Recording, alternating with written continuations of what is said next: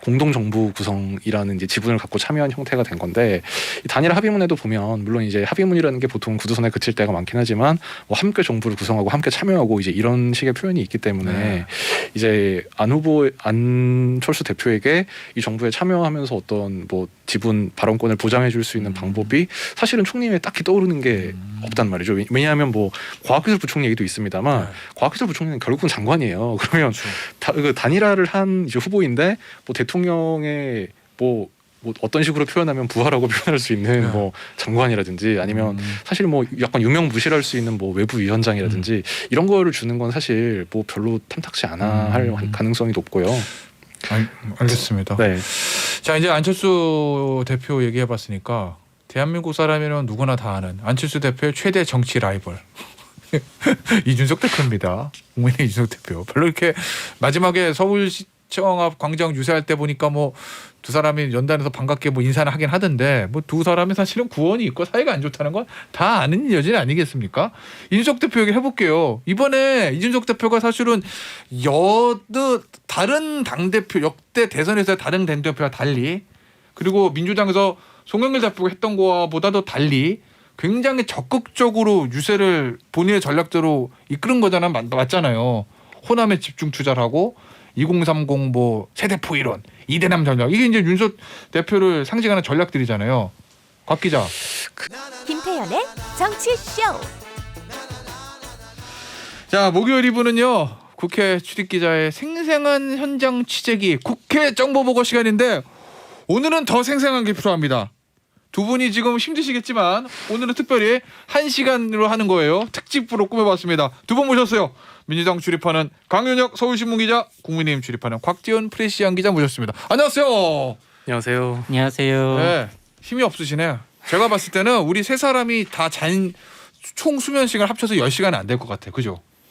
네, 그냥 머리만 붙였다 나왔습니다. 셋 다 2시간씩 잔 거 아니에요? 아, 거의 그럴 것 같습니다. 한 5시간 좀 넘은 거예요. 우리 셋이 자는 시간을 합치면. 어제 어떠셨어요? 예상했어요? 이 정도 강윤혁 기자? 저는 솔직히. 좀 보수적이고 부정적으로 예측했기 때문에 1% 내로 질 거다라고 생각을 하고 있어서 아 민주당 이재명 후보가 네네 출구조사에서 환호가 나왔지만 결국은 따라붙게 될 거다. 그 지점이 언제일지 그 차이였던 것 같았습니다. 그 출구조사 보기 전부터 그렇게 예상했던 거예요? 1%질 거다 이재명 후보가? 그렇죠. 이쪽에서는 1.5% 이길 거다라고 얘기했을 때 예, 민주당에서 네네 양측을 좀 이제 서로 블러핑 치는 거 감안해서 감으로 평가한 거죠 뭐. 오, 정확히 맞추셨네. 대단하네요. 야, 곽지원 기자는요? 아니 저는 뭐 출구조사 보고 솔직히 약간 멘붕이었어요. 왜냐하면 왜요? 그 여론조사 블랙아웃 기간 들어가기 전까지 뭐그 추세나 이런 걸로 봤을 때 뭐 보통 한 윤석열 후보가 한 5% 정도 앞선 조사들이 많았고 그랬죠. 그리고 뭐 그 블랙아웃 기간 들어간 다음에도 뭐 이를테면 모 고위 당직자 같은 분이 뭐 10% 정도 이길 걸로 기대한다 뭐 이런 얘기까지 했기 때문에 어떤 이준석 대표지 뭐 고위 당직자 다 나왔는데 안 좋은 얘기인데 뭐 굳이 아무튼 근데 그래서 저는 아마 윤 후보가 뭐 적어도 한 3-4% 정도는 이길 것이다라고 생각하고 기사를 하나만 써놓으면 되겠다 그렇게 생각을 했는데 그 출구조사 결과를 보고 이제 부랴부랴 양쪽을 다 쓰기 시작했습니다. 기사를 2개 쓴다. 그리고 끝까지 지켜봐야 된다. 그러셨구나. 네, 그래서 추가로 쓴 거는 결국은 그냥 휴지통에 버렸습니다. 알겠습니다. 저 또 여담을 하나 여쭤보면 곽지원 기자 이제 더 바쁘죠? 아, 네, 뭐 지금 원래 오늘 출입 기자들은 인수위 갔다가 대선 저 청와대 가고 뭐 이러지 않아요? 그렇죠. 이제 아마 인수위 청와대 이렇게 쭉 이어질 것 같고요. 대부분 이제 야당 지금까지 출입했던 기자들이 그렇게 갈 것 같고요. 뭐 실제로 어떻게 할지는 뭐 각 회사에서 이제 인사를 하겠지만 뭐 보통은 이제 마크맨들이 별일 없으면 그냥 이렇게 이어서 가는 경우들이 많기 때문에 그렇게 될 것 같고 당장 오늘만 해도 지금 민주당 기자들은 우리 강윤혁 기자님 여기 나와서 고생하고 계시지만 보통 이제 지금 오전에 자다가 2시에 인수위 해단식에 맞춰서 보통 나가면 되는 걸로 알고 있거든요. 그래요? 근데 그 야당은 지금 또 10시에 현충원 당선인이 가고 11시에 또 국회에 와서 당선 인사 연설을 하고 오전에 지금 또 가야 돼요. 그러시구나. 야당 결론적으로 다 바쁩니다. 그래서 저 진 쪽의 출입 기자분들은 어떻게 됩니까? 대개는 낙선했던 후보를 마크했던 팀은 해체될 가능성이 높기 때문에 윤석열 당선인의 행보에 따라서 검찰이 바빠지면 법조팀에 끌려갈지 북한이 도발하면 국방부에 끌려갈지 알 수 없는 형국이라서요. 정계 개편되는 야당이랑 비슷한 형국입니다. 아, 그 정계 개편되는 야당이랑 비슷한 형국이다. 알겠습니다. 일단은 오늘 어제 이재명 후보, 심상정 후보 승복선언 듣고 그 얘기 나눠보고 그 다음에 윤석열 당선인의 저 수락 선언이라고 그래야 되나요? 뭐 요것도 좀 들어볼게요. 먼저 이재명, 심상정 후보의 승복선언부터 듣고 오죠. 모든 것은 다 저의 부족함 때문입니다. 여러분의 패배도 민주당의 패배도 아닙니다. 모든 책임은 오롯이 저에게 있습니다. 당선인께서 분열과 갈등을 넘어 통합과 화합의 시대를 열어주실 것을 간곡히 부탁드립니다. 비호감 선거로 격화된 진영 대결 가운데서도 소신 투표해 주신 지지자 여러분의 그 깊은 뜻을 가슴에 새길 것입니다. 자, 이거 뭐 물어보나 안 하는 얘기인데 어제 저희 김상일 언론특보가 민주당의 선대위에 어제 출연해서 그런 얘기했어요. 선거 전날에는 원래 소고기 먹는데 경험칙상 지고 나면 메뉴가 김치찌개로 바뀐다. 뭐 이런 얘기. 그건 뭐 사실 양당이라 그렇게 다 그렇겠죠. 어땠어요 오늘 아침에 민주당 분위기? 사실 물어보기도 미안하다. 예. 어제 뭐 자정 이후로는 어. 사실 판세가 이제 어두워지면서 침묵이 흐르고 저도 뭐 당 지도부 인사랑 오늘 점심 약속을 했었는데 네. 약속을 미뤄야 될 것 같아서 일단 해단식과 의원총회에서 지도부가 어떤 태도 취할지 좀 네. 지켜봐야 되는 상황입니다. 아니 뭐 한 표로 지나 뭐 큰 표 차례는 일단 뭐 진 건데 출입 기자로서 그동안 계속 민주당 저 선거 경선부터 쭉 지켜보셨을 거 아니에요. 예전에도 출연해서 그 말씀해 주셨고 이재명 후보의 이제 전 후보인가요? 패인은 뭐라고 보세요? 뭐 저는 뭐 지지자들 생각이 다르실 수 있다고 생각하지만 저는 사실 문재인 대통령 그리고 민주당 정부에 대한 반감이 이재명 후보의 개인기로 넘기엔 너무 어려운 벽이었다 이렇게 생각하고요. 정권 사실- 교체를 한 50% 넘어가는. 네네. 말씀하셨던 듯이 야당이 그렇게 우호적인 정권 교체 여론에도 이 정도 박빙승부를 한 건 대단히 성공적인 캠페인이었다라고 저는 개인적으로 평가하고 있습니다. 캠페인 자체는 구도가 불리한 구도를 그래도 이렇게까지 따라붙었다 뭐 이런 취지신가요? 네, 어쨌든 간에 뭐 대장동 의혹을 비롯해서 이재명 후보가 개인적인 어려움을 많이 겪었지만 막판에 들어서 이 2030 여성층에 호소했던 전략이라던가 네. 수도권이나 서울 유세를 절반 이상 투자해서 그 민심을 지난 재보궐선거에 거의 20% 차이였던 데를 5% 포인트 차이로 당기기도 했고 또 그 굉장히 네거티브적으로 흘렸던 이 선거 전국을 그래도 포지티브하게 끌고 갔던 점만큼은 좀 평가가 필요하다고 생각합니다. 그러니까 저도 맞은편에서 이제 봤을 때 네. 이재명 후보가 막판 캠페인을 보면 이게 막판에 뭐를 실수해서 지금 이렇게 적은 표차로 졌다기보다는 네. 그러니까 원래 봤던 대로 원래는 좀 더 큰 표차가 날 줄 알았는데 네. 그거를 이재명 후보 측에서 막판에 선전을 해서 스포츠를 올려서 좀 따라잡았다. 하지만 이제 결과를 뒤집지는 못했다. 이렇게 봐야 될 것 같습니다. 구도를 뒤집기는 예전에 그런 얘기도 우리 한번 한 적이 있는데 예전에 뭐 샤이 트럼프, 뭐 샤이 홍준표였던처럼 이번에도 샤이 이재명이 있다. 뭐 이 얘기를 민주당 쪽에서 하곤 했잖아요. 결과적으로 이렇게 보면 샤이 이재명이 있었다 이렇게 봐도 무방한 거 아닌가요? 왜냐하면 여론조사보다는 표차가 확 좁혀졌으니까. 저는 뭐 여당 후보한테 샤이가 있다라는 건 좀 믿지 않는 편이긴 한데요. 네.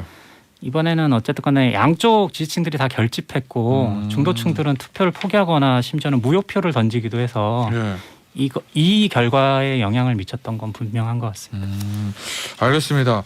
이제 졌기 때문에 민주당 내에서는 이제 오늘부터 당 뭐랄까 뭐 새로운 뭐 재편이라고 그래야 되나 뭔가 이제 어차피 대선에 진 쪽은 내용이 있을 수밖에 없잖아요. 어떻게 될 거로 전망하시나요? 일단 송영길 대표는 이제 물러납니까? 통상적인 예측은 지도부가 대선 패배에 책임을 지고 총사퇴할 가능성이 높고 통상적으로 민주당 원내대표 선거가 5월에 있었다 보니까 이번엔 지방선거 앞두고 좀 당겨질 가능성도 공천 줘야 되니까. 네, 있는 상황인데요. 뭐 이재명 후보 본인이 이게 민주당의 책임이나 지지층의 잘못이 아닌 본인의 잘못이다라고 승복선언을 했기 때문에 민주당 의원들이 좀 어떻게 평가할지 조금 숙고 기간을 가질 수도 있지 않을까. 그래서 오늘 해단식과 의원총회를 좀 지켜봐야 될 것 같습니다. 그럼 비대위 체제로 갈 가능성은요? 원래 대부분 지면 비대위 예전에 저 자유한국당도 지고 비대위 체제 가고 막 그랬었죠. 거기는 비대위가 하도 많아가지고 언제부터 누가 비대위장인지 기억도 안 나.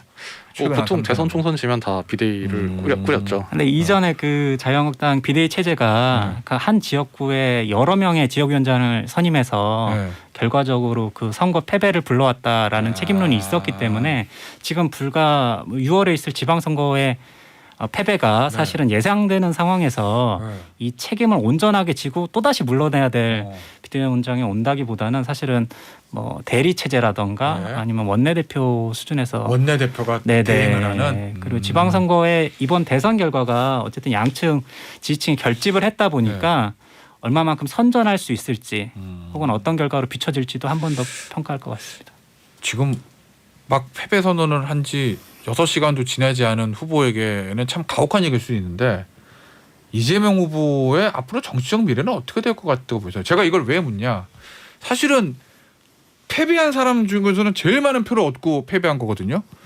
문재인 대통령이 2012년에 어쨌든 아깝게 박근혜 당시 대통령한테 지고 5년간 권투 중 5년이 정확히 4년 6개월이군요. 한 4년 권투 중에서 대선을 거머쥔 거잖아요. 대한민국 역사를 보면은 처음 나와서 본선에서 진 사람이 그다음에 대구 또 나오는 경우들 많으니까 이재명 후보 나이도 어리고 아직 점수 어리다 그런 그러네. 젊습니다 상대적으로.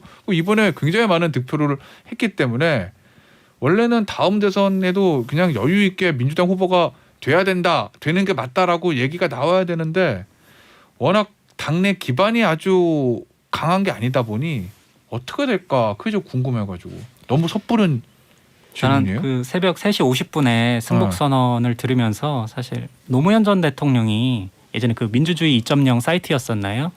이거 민주당의 패배가 아니다. 여러분들의 패배가 아니다. 나의 패배다라는 말이 떠오를 정도로 이재명 후보 본인이 이렇게 굉장히 그런 승복 선언을 하는 데서도 정치적인 미래가 있을 수도 있지 않을까 네. 지지층을 위로하는 목소리가 분명히 있었기 때문에 향후 민주당이 내홍을 겪고 네. 뚜렷한 구심점이 없을 경우에는 사실 중앙 정치 경험이 없었던 상황에서도 이 정도 선전을 했기 때문에 네.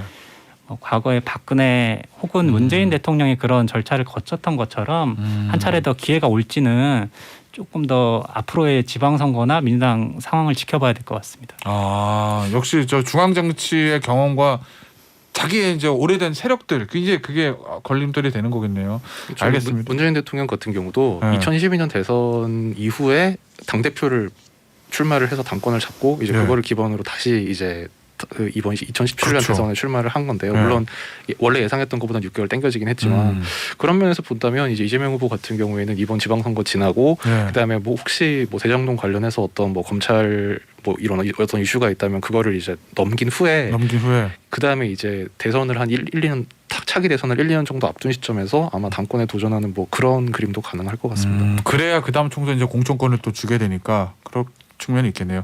0700님 이재명 후보님 그래도 젖잘싸 하셨다고 봅니다.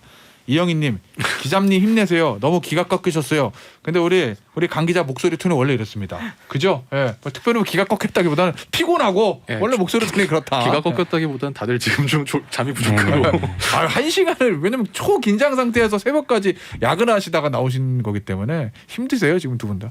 양호정님 이 후보님 다음 대선 준비해야죠 하셨고요. 김규용님 민주당 재선 이상 의원들 책임지고 물갈이 가야 할까요? 요 질문인 것 같은데 이거는 저 강 기자님한테 제가 다시 여쭤볼게요. 허정훈님 친문과 비친문 세력의 갈등 후폭풍 예상해 봅니다. 6460님 민주당이 이제 어떤 인물이 당 재편하게 될까요 하셨는데 요 김규영님, 허정훈님, 6460님 질문은 거의 하나의 맥이 좀 통하는 것 같은데요. 네. 물갈이 그다음에 비문과 친문의 갈등 이거 어떻게 보세요? 사실은 민주당의 변화를 원해서 이번에 정권 교체를 바랬던 분들도 분명히 있을 것 같아서요. 근데 가만히 생각해 보면 사실 민주당이 바뀌려면 이재명이 민주당이 돼서 주류가 교체됐어야 하는데 지금 이재명 후보가 패배하게 되면서 기존에 비판했던 중진 의원이든 혹은 86 운동권 출신 의원들이 다시 지도부에 도전할 가능성이 높기 때문에 만약에 당선이 됐으면 쫙 물갈이가 됐을 건데 오히려 네, 오히려 그동안에 이 잠깐 관심 받았던 이런 정치 개혁이나 이런 어젠다들이 과연 대선을 패배했는데도 그대로 실행하게 될지 뭐 다당제 선거제도 개혁이라던가 분권형 뭐 개헌 같은 논의들은 윤석열 당선인이 동의하지 않는 가운데 민주당이 추진한다면 사실은 이렇게 여론의 반감이 커질 수도 있는 상황이어서 향후 향배를 좀 지켜봐야 될 것 같습니다. 그러니까 남의 출입처에다가 약간 훈수 비슷하게 얘기하는 게 좀 그렇긴 하지만 예전에 출입하셨잖아요, 민주당. 사실 생각해 보면 그럼 앞으로 이제 누가 민주당을 이끌고 나가야 되냐라고 생각해 봤을 때 그 지금 사실 이 물론 어쨌든 이재명 후보 측은 어쨌든 뭐 얼마나 잘 싸웠든 간에 결국은 졌지 않냐 네. 이런 말하자면 대선 패배 책임을 질 수밖에 없는 처지인데 이른바 그 거기에 대체되는 뭐 이를테면 이낙연 전 총리 쪽이라든지 네. 아니면 당내에 있는 친문그룹 같은데도 네. 아니 결국은 이재명 후보가 진 게 이 정권 교체 여론이라는 큰 구도 때문이라고 보면 결국은 그쪽도 책임이 없다고 볼 수 없거든요. 그러면 누가 이걸 책임질 수 있겠느냐. 네. 뭐 이를테면 지금 원내대표가 윤호중 원내대표인데 이 원내대표는 뭐 상당히 친문 성향이 강한 걸로 알려져 있고 네. 차기 원내대표가 누가 되든 간에 어떤 이 책임에서 완전히 자유로운 사람이 그것도 원내대표로 하면 적어도 3선 이상 중진일 텐데 여기서 완전히 자유로울 수 있겠느냐. 뭐 그런 점에서 좀 리더십을 다시 구성하는 게 쉽지 않아 보입니다. 알겠습니다. 이거 뭐 언제나 뭐 대선 패배한 쪽에서 나오는 얘기들인 거죠. 뭐 저 국민의힘도 자유한국당 시절에 그랬었고. 자, 이제 이재명 전 후보 얘기는 여기서 마무리하고 윤석열 대통령 당선인 얘기 좀 하겠습니다. 일단 당선이 확실시 됐던 지난 새벽 한 4시쯤에 있었던 윤석열 당선인의 목소리 좀 들어보고 올게요. 그리고 오늘 이 결과는 저와 우리 국민의힘 그리고 우리 안철수 대표와 함께한 국민의당의 승리라기보다는 위대한 국민의 승리가 아닌가 그렇게 생각을 합니다. 많은 걸 배웠습니다. 그 나라의 리더가 되기 위해서 필요한 게 어떤 건지 또 국민들의 목소리를 어떻게 경청해야 하는지 이런 많은 것들을 배웠고 우리 모두 힘을 합쳐서 우리 모두 하나가 되어야 한다고 생각합니다. 이제 당선인 신분에서 헌법 정신을 존중하고 의회를 존중하고 야당과 협치하면서 국민을 잘 모시도록 하겠습니다. 윤석열 당선인의 이제 목소리고 오늘 11시에 이제 기자회견이 있으니까 거기서 더 자세한 얘기 하겠지만 일단 제 얘기를 잡는 말은 우리의 승리가 아니라 뭐 국민의힘 국민의당의 승리가 아니라 국민의 승리다. 어떻게 경청해야지 많은 것을 배웠다. 예. 의회를 존중하고 야당과 협치하겠다. 요 얘기인데 자 일단 한 1시간 1분 남았는데 곽 기자 물어보나 만한 얘기지만 승리할 수 있는 가장 큰 원인 뭐예요? 정권 교체 구도가 높습니다. 그거 말고 다른 걸로. 그거 말고요. 그 사실 근데 윤석열 후보라는 어떤 인물의 성격 자체가 이 문재인 정부에 대한 그 말하자면 심판자적 윤석열 후보에게 표를 던지는 것 자체가 이제 문재인 정부에 대한 어떤 평가적 뭐 페이퍼스톤을 던지는 그런 의미가 있기 때문에 글쎄 그거를 빼놓고 어떤 요인이 가능했냐. 역시 구도의 승리다. 예, 그 점이 사실 가장 클 것 같고요. 물론 이제 윤 후보의 어떤 뭐 개인적인 매력, 자신감 뭐 이런 것도 유세 막판에 좀 작용을 했겠습니다만 그런 것 같고 특히 이제 이 윤 후보가 윤 당선인 같은 경우는 보통은 선거 유세 때 이제 자세를 낮추고 이제 잠깐만요. 요 얘기를 여기서 마무리하고 왜? 낚는 겁니다. 그래야지 우리 곽 기자가 무슨 얘기 하나 또 3부에 따로 들어오시거든. 그래서 잠시 쉬었다가 곽 기자 요 얘기는 3부에서 할게요. 자, 앞서 우리가 2부에서 곽 기자가 얘기하다가 제가 잠깐 이랬거든요. 그 얘기 맞아요 주시죠. 그러니까 아까 이제 윤석열 후보의 승리 요인이 뭐겠느냐, 그 정권 교체 말고 뭐가 있냐 이제 이렇게 얘기해서 제가 당황해서 어버버하다가 이제 그 얘기를 못했는데 뭐 막판에 이제 핵심적인 승리 요인이 생긴 거가 역시 이제 안철수 국민의당 대표와의 단일화 성사 이제 요게 말하자면 그 승패에 어떤 결정적인 영향을 미친 막판 변수가 된 것 같습니다. 단일화 사실은 그 단일화에 대해서 민주당 쪽에서는 야 단일화 역풍이 불 거야. 예를 들어서 뭐 호남에서의 결집이라든지 그리고 안철수 후보가 마지막까지 남아있던 표가 5, 6% 정도라고 하면 그 표가 다 윤석열 후보 가지 않고 일부는 이재명 후보로 올 거야. 뭐 이렇게 예상했거든요. 어떻게 보세요? 그게 그 민주당의 기대가 맞아 들어간 거예요. 그래서 아마 표차를 그렇게 좁힌 거예요. 아니면은 그래도 단일화 때문에 민주당이 진 거예요. 뭐 결과론적인 다들 평가지만 네. 사실 이게 수치로 이렇게 과학적으로 나오는 게 아니니까. 네. 네. 저는 사실 단일화가 가장 큰 승리 요인이었다라고 평가하고 윤석열 후보도 새벽 4시까지 집에서 못 나오다가 첫 마디가 밤이 참 깊었다. 그 집안에서 어떤 생각을 했는지 몰랐지만 단일화 결정을 잘 내렸다라는 평가를 했을 거라고 저는 개인적으로 생각했거든요. 그 이번에 그 무효표가 30만 표 가까이 나왔었는데 네, 맞 그런 보도 봤어요. 18대 대선이나 19대 대선 같은 경우에는 12만 표, 13만 표 수준이었기 때문에 네. 이 중에 18만 표, 17만 표 수준은 네. 적어도 안철수 후보나 혹은 이 양당 구도에 반감을 가진 어떤 분들이 무효표 네. 행사를 했다라고 생각이 되기 때문에 그렇죠. 예상으로 무효표가 많았어요. 네, 그래서 이게 저는 안철수 후보의 지지층들이었다고 생각하고요. 그 결집 효과 때문에 이재명 후보가 많이 따라잡았다는 것도 민주당 내부의 평가이기도 하지만 네. 분명히 윤석열 후보의 득은 있었다.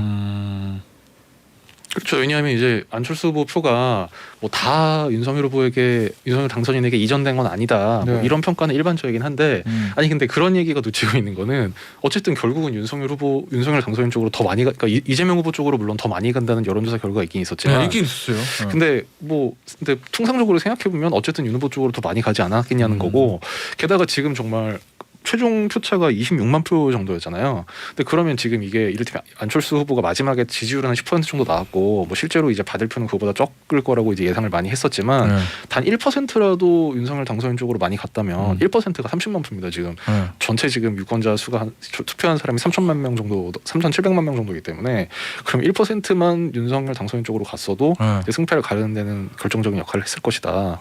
이렇게 볼 수밖에 없을 것 같아요. 그렇죠. 어쩌면 근소한 차이를 이겼으니까. 표차가 퍼센트가 1%가 안 되죠 지금. 0.73% 포인트 차고요. 예. 24만 표기 때문에 사실 12만 표만 넘어가면 동률이거든요. 그렇죠. 역대 최소 표차가 이번에 갱신이 됐습니다. 원래 87년 이후에 그 김대중 전 대통령이 이제 이회창 후보와 붙었을 때 그때 39만 표 차. 이게 지금까지는 역대 최소였는데 이번에 그 기록이 갱신이 된 거죠. 막 저 안철수 후보의 단일화에 관련해서 뭐 찬성하는 사람, 반대하는 사람들 다 있었잖아요. 근데 이제 아마 국민의힘 쪽에서 반대하는 사람들은 아니 뭐 그 1, 2% 가져오려고 뭘 이렇게 뭐 다 내주고 말이야 뭐 이렇게 얘기하는 분들이 있었거든요. 근데 0.7% 차이로 이겼으니까 그 1, 2%가 어마어마한 뭐 저 역할을 하긴 한 거죠. 그러니까 안철수 표 없어도 이긴다라고 했던 사람들은 사실 입장이 좀 옹색해질 수밖에 없게 된 것 같아요. 그렇구나. 그래서 지금 저희가 승리의 요인하고 있는데 뭐 자연스럽게 지금 단일화 얘기를 하셔가지고 안철수 전 대표군요. 안철수 국민의당 대표의 얘기를 좀 계속 이어서 해볼 수밖에 없을 것 같은데 지금 보니까 뭐 인수위원장 후보에 올랐다라는 어떤 기사도 있고 근데 사실 뭐 후보에 오른 거는 누구나 생각할 수 있는 거긴 한데 뭐 차기 초대 총리로 유력하다는 얘기도 있고 뭐 이런 얘기들이 있는데 어떻게 보세요? 지금 당 내부에서는 안철수 대표의 향후 위상이나 이런 것들에 대해서 그러니까 일단 안철수 대표 본인이 이제 기자회견 당시에 뭐 본인이 하고 싶은 거는 이제 국민의당을 더 중도적 개혁적인 정당으로 국민의힘을 바꾸는 것을 본인이 하고 싶다라는 얘기. 네. 또 다른 한편으로는 지금까지 입법 활동을 열심히 했는데 행정적인 일을 맡아서 할 기회가 없었다는 얘기. 양쪽을 다 얘기했는데 뭐 본인이 하고 싶은 것이라는 이제 뉘앙스로 봐서 좀 당에 남지 않겠냐. 이쪽에 좀 더 이제 무게를 둔 해석이 조금 더 많았던 것 같긴 한데요. 네. 근데 하지만 여전히 이제 인수위원장이라든지 뭐 초대 총리 이제 이렇게 정부에 참여하는 쪽으로 갈 가능성도 살아 있습니다. 그러니까 이렇게 보면은 말하자면 문재인 정부에서 이낙연 전 총리가 했던 이제 그 루트, 요게 말하자면 안철수 대표 입장에서는 뭐 가장 이제 좋은 결과일 수 있겠는데요. 초대 총리 여당 대표 대선 후보. 그렇죠.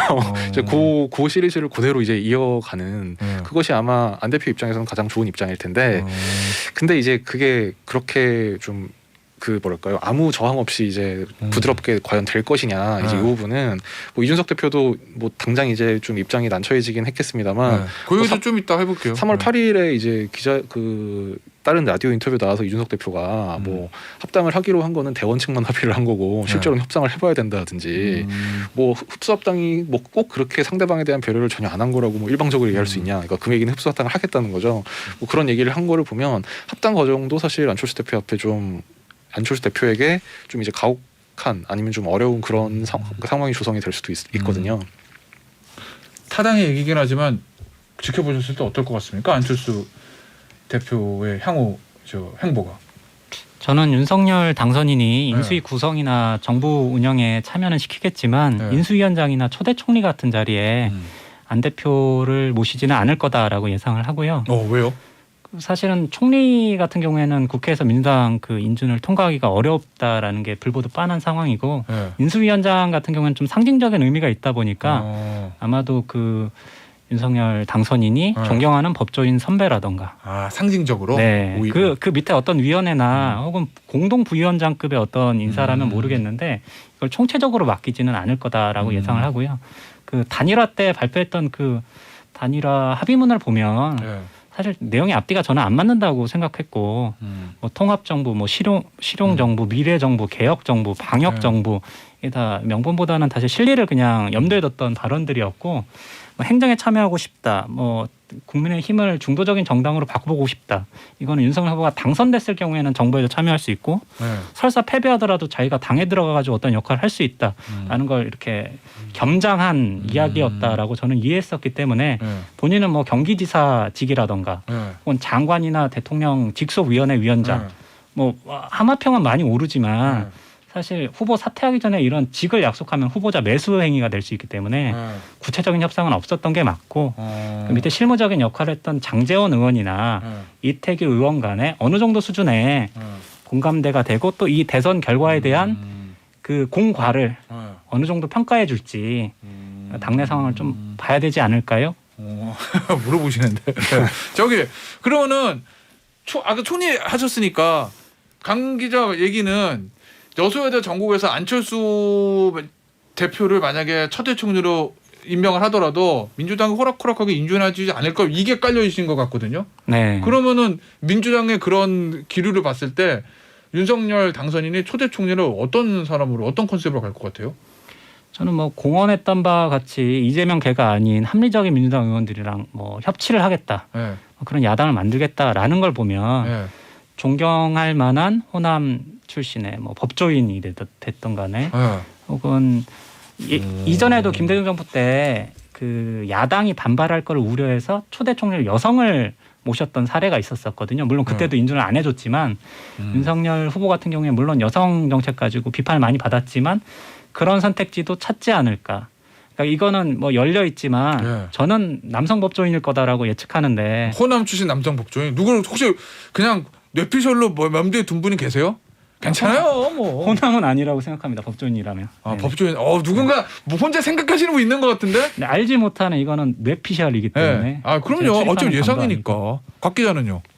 아니 저는 총리 인선은 지금 사실 지금 그러니까 안철수 대표를 얘기한 것도 사실 딱히 짚히는 바가 없는 사실 현실적인 이유도 있고요. 그리고 특히 이제 왜냐하면 어쨌든 DJP 연합 이후에 이 후보 단일화 성사로 인해서 이제 정권이 그 단일화가 깨지지 않은 상태에서 정권을 이제 잡은 거의 최초의 사례인 건데 그럼 DJP 연합이 이루어졌을 때 당시에 이제 김종필 그 전 총재가 맡았던 역할이 총리였거든요. 그래서 이제 대통령과 총리로서 말하자면 이 공동 정부 구성이라는 이제 지분을 갖고 참여한 형태가 된 건데 이 단일화 합의문에도 보면 물론 이제 합의문이라는 게 보통 구두선에 그칠 때가 많긴 하지만 뭐 함께 정부를 구성하고 함께 참여하고 이제 이런 식의 표현이 있기 때문에 이제 안철수 대표에게 이 정부에 참여하면서 어떤 뭐 지분 발언권을 보장해 줄 수 있는 방법이 사실은 총리에 딱히 떠오르는 게 없단 말이죠. 왜냐하면 뭐 과학기술부총리 얘기도 있습니다만 과학기술부총리는 결국은 장관이에요. 그러면 그 단일화를 한 이제 후보인데 뭐 대통령의 뭐 어떤 식으로 표현하면 부하라고 표현할 수 있는 뭐 장관이라든지 아니면 사실 뭐 약간 유명무실할 수 있는 뭐 외부위원장이라든지 이런 거를 주는 건 사실 뭐 별로 탐탁치 않아 할 가능성이 높고요. 알겠습니다. 네. 자, 이제 안철수 대표 얘기해봤으니까 대한민국 사람이면 누구나 다 아는 안철수 대표의 최대 정치 라이벌 이준석 대표입니다. 국민의 이준석 대표. 별로 이렇게 마지막에 서울시청 앞 광장 유세할 때 보니까 뭐 두 사람이 연단에서 반갑게 뭐 인사를 하긴 하던데 뭐 두 사람이 사실은 구원이 있고 사이가 안 좋다는 건 다 아는 여진 아니겠습니까? 이준석 대표 얘기 해볼게요. 이번에 이준석 대표가 사실은 다른 당대표 역대 대선에서 다른 당대표와 달리 그리고 민주당에서 송영길 대표가 했던 거보다도 달리 굉장히 적극적으로 유세를 본인의 전략대로 이끄는 거잖아요. 맞잖아요.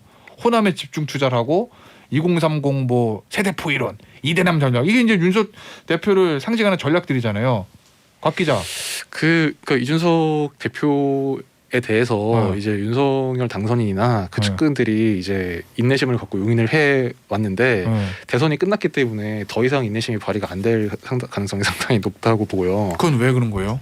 그 12월 1차, 2차 준수통 가출 사건 때 있었던 그 앙금 때문인 거예요? 아니면은 그러니까 그게 이제 쭉 이어지는 건데요. 그러니까 거기까지만 거슬러 올라갈 게 아니라 처음부터 거슬러 올라가면 뭐 이를테면 입당 패싱이라고 이제 윤석열 대표가 막 노골적으로 불만을 표했던 것도 있고 뭐 당무 거부 사태도 있었고 게다가 지금 윤핵관 논란을 사실 윤핵관 논란이 있어서 이제 윤석 대표가 그 얘기를 듣고 좀 뭐 마음이 불편했다는 게 아니라 본인이 앞장서서 제기를 한 거예요.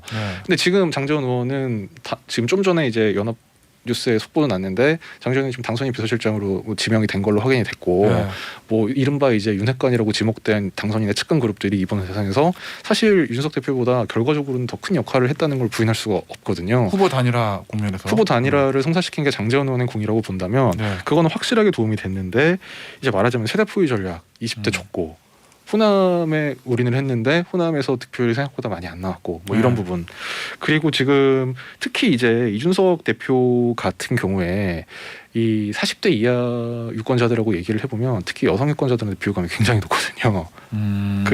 그 안티페미니즘의 어떤 상징적인 존재가 돼버려서 약간 그런 면이 있는데 실제로 그래서 이번에 출구조사 결과를 보면 여성 유권자들 사이에서는 이재명 후보 대통령이에요. 이게 여성 지지율을 보면 전체 그 윤석열 당선인 지지율이 46.2%, 이재명 후보 지지율이 49.1%로 이재명 후보 지지율이 한 3% 가까이 높습니다. 근데 이거는 어떤 특정 뭐 그 연령대에서 그런 게 아니라 20대, 30대, 40대, 50대 여성이 모두 다 이재명 후보가 더 높게 나왔어요. 그러니까 여성이 전부 다 2, 3, 4. 그러니까 이거는 뭐 선거 전략 과정에서는 특히 뭐 예를 들어서 뭐 어떤 유권자 집단이 뭐 어떤 유권자 집단에 비해서 뭐 머릿수가 적다든지 투표 참여율이 저조하다든지 그러면 의도적으로 배제를 하는 게 선거 전략이 될 수 있지만 이 윤석열 당선인이 되고 대통령이 돼서 이제 그 국가를 통합의 관점에서 이끌어가야 되는 입장이 된 순간 이제 이런 식의 선거 전략을 그대로 이제 국정 운영에 가져갈 수가 사실 없게 되기 때문에 뭐 결국은 이제 그 이준석 대표로 상징되는 뭐 이를테면 이대남 그룹 아니면 뭐 안티페미니즘 이제 이런 거랑은 좀 거리를 둘 수밖에 없게 되지 않겠느냐 이런 생각도 듭니다. 강 기자 보시기는 어때요?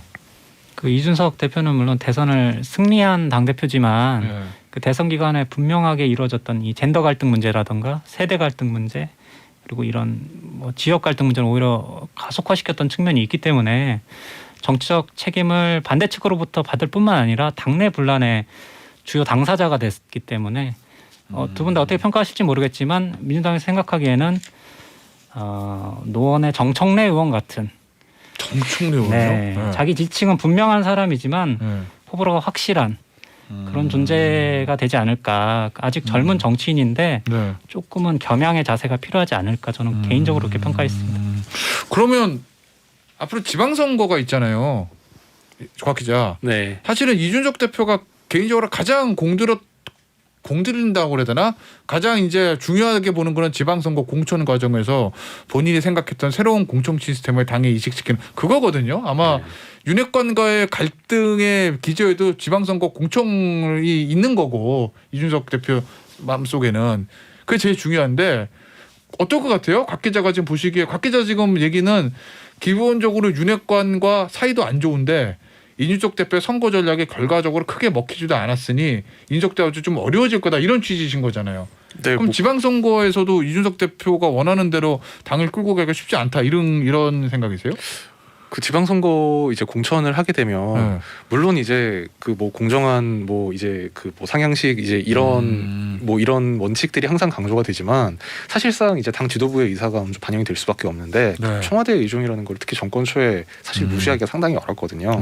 그렇게 보면 뭐 당장은 없지만 이를테면 지금 뭐 한두 달 그다음에 이제 그 윤석열 당선인 대통령으로 취임하고 이제 이렇게 되면 결국은 이제 어떤 이름이 되든 뭐 가칭 뭐 친윤계라는 그룹이 생길 수밖에 없게 될 거고. 뭐 그럴 수밖에 없겠죠. 네. 그 그룹이 사실 뭐 공천을 비롯한 당의 주요 의사결정에 영향을 미칠 수밖에 없게 되는데 그게 이준석 대표가 원하는 방향과는 반드시 일치하지 않을 수도 있다. 게다가 이제 윤석열 당선인이 그 후보 단일화를 하는 과정에서 안철수 대표를 당으로 불러들이고 합당을 게다가 이거를 그냥 선거 때만 한번 말하고 만 게 아니라 어제 그 당선이 확정된 이후에 국회에 와서 기자회견을 하는 과정에서도 국민의당과 합당 조속히 마무리하겠다는 얘기를 했거든요. 이제 그러면 안철수 대표 국민의당까지 당으로 들어오게 되면 윤석 대표가 불편한 세력이 당내에 또 생기는 거고 그러면 이제 당 운영을 이제 윤석 대표의 의사대로 이제 호락호락하게 할 수 있는 처지가 아니게 될 확률이 좀 있어 보입니다. 알겠습니다. 뭐 이준석 대표 얘기를 하게 되면 확실히 문자가 많이 들어오는 건 있어요. 찬반으로. 자, 서예연님, 이준석 때문에 고민 많이 했어요. 갈라치기 하는 이준석 실망이에요 하고 좀 비판적인 분이 계신 반면에 이수영님, 준스턴의 비단 주머니 중 이대남 전략이 가장 통했죠. 이대녀에게는 버려졌지만 하고 좀 긍정적으로 보시는 분도 있습니다. 자, 1분 정도 남았는데 30초씩. 앞으로 여소야대 정국에서 윤석열 당선인이 어떻게 국정 운영해야 돼요? 사실 그동안에 있었던 그 갈등을 좀 통합하는 모습을 보여줬으면 싶고요. 사실은 앞으로는 뭐 당선인 비서실장 발표, 19년 인준 발표, 그다음에 뭐 한미 간의 통화 이런 식으로 계속 끌고 갈 수 있지만 그게 아니라 지금 어려움을 겪는 울진 삼척을 방문한다던가 지금 위로가 필요하신 사람들을 좀 찾아간다던가 이런 모습을 보여주면 윤석열 당선인은 더 많은 국민의 지지를 받을 수 있지 않을까 저는 개인적으로 그렇게 조언드리고 싶습니다. 180석의 거의 아래 상대하는 법. 거의 아래 상대하는 국회 운영은 사실 상당히 좀 어려울 수밖에 없다고 생각을 하고요. 뭐 정부조직법 같은 경우는 이제 통상적으로는 이제 그 새로운 대통령 그 당선인 또는 대통령 취임을 했을 경우에 야당에서 그렇게 심하게 반대를 하지 않은 게 관례였습니다만 뭐 이번에 여성가족부 폐지 같은 좀 논란적인 것도 있고 뭐 공수처 권한을 제한하겠다는 이야기도 있기 때문에 이제 그런 부분은 야당과 사실 여당을 설득하는 작업이 굉장히 어려워 보이는데 결국은 뭐 청와대에서 이제 새로 구성할 정무수석 이 정무팀이라든지 그렇겠네요. 아니면 뭐 원내 지도부 역할도 사실 중요해질 것 같습니다. 알겠습니다. 국회 정보보고 시간 여기서 마무리할게요. 곽지훈 기자, 강용혁 기자였고요.